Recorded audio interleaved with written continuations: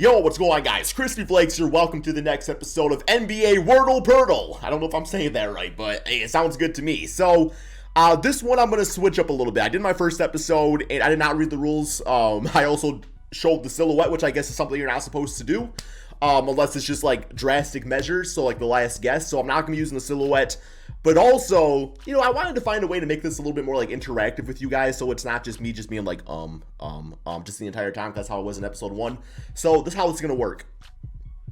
For every guess that I take, I am also going to make this an NBA Q&A series, guys. For every guess I take, I'm going to answer one of your guys' questions. So, ask your questions in the comment section below, and next video, you very well could be one of the questions that I answered. So, we're going to go ahead and get going on this with our first guess. So, to do this here, I decided, what position should I guess the most? The first one I got was Karl-Anthony Towns, so it leads me to believe that this is very, all-star, superstar, well-known player-based. But also, I gotta look at, positioning. I feel like shooting guard is the way to go with the first guess, because you have shooting guards that can play small forward, power forward, a lot of really talented guards in the league and everything like that. And, shooting guard can play small forward, or point guard, I should say. Yeah, I'm gonna go with the shooting guard vote first, and I'm gonna go with Bradley Beal. Bradley Beal just seems like a good guess today. And we have Eastern Conference. Okay, that definitely limits things down quite a bit. So he plays for the Eastern Conference. Taller than 6'4". Pretty tall for a shooting guard, not gonna lie there, man, not gonna lie. So, let's go ahead and do our first question here. And the first question is going to be from UDAV, saying, if the Grizzlies can still win without Ja Morant being 13-2 now, how important is Ja to the team to solidify his MVP candidacy?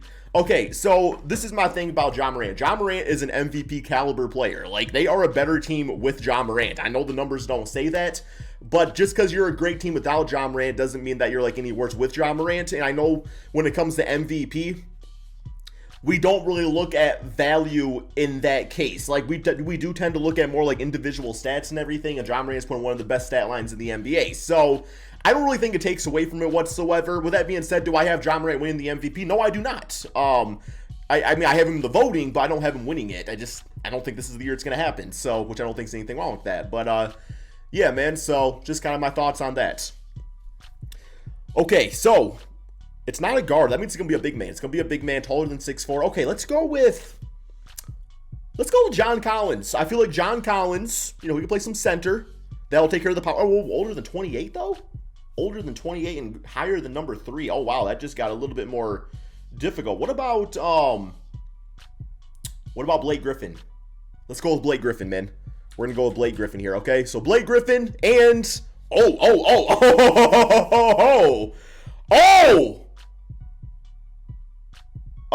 Okay. So the team is Brooklyn. It's East. Atlanta. Forward. 6'9". Older than 33. Oh, I think I know who this is, man. Okay, let's do another question here, man. Let's go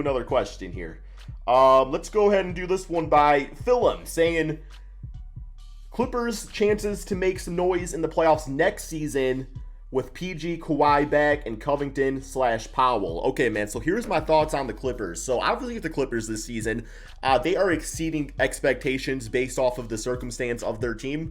So basically when it comes down to it, Kawhi and Paul George are two of the top, 10 players in the NBA, top 15 players depending on where you put Paul George at. But yes, so the thing is that this season we're seeing guys like Reggie Jackson, Luke Kennard, Terrence Mann really step up for the team.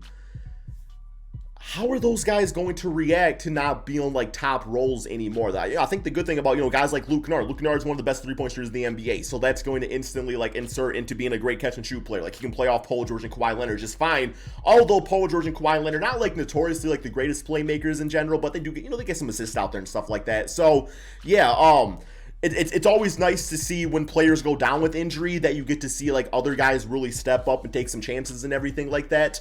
So yeah, man, I would say overall they'll be a better team because they got Kawhi Leonard and Paul George, and I think instantly if those guys can stay healthy on top of some of these other dudes getting some really good solid experience, it's only going to lead to good things. So yeah, it's just kind of my thoughts on that, man. But alrighty, so Older than 33, plays for the Brooklyn Nets. Not a forward, which means he's a center. LaMarcus Aldridge. LaMarcus Aldridge. Hey, yo, we got it in 3 guesses, man. 3 guesses. Great job, LaMarcus Aldridge. Okay, I will agree, man. That was more fun. But also, if I would have seen like the little silhouette thing like there, I would have just been completely confused and everything. So, because like I'm just okay. Let me like actually back out of this real quick here. And okay, so I can't like look at the little silhouette now. But yeah, I would have never had that anyway. Would have actually made things more difficult. So. That was a lot more fun. Hopefully you guys like the Q&A aspect added on to it. Makes it definitely a bit more challenging. Well, not challenging, but more interactive, I should say. So I was actually hoping I would have got some more questions off. But that's all good, man. Thank you all so much for watching. And peace out, my friends.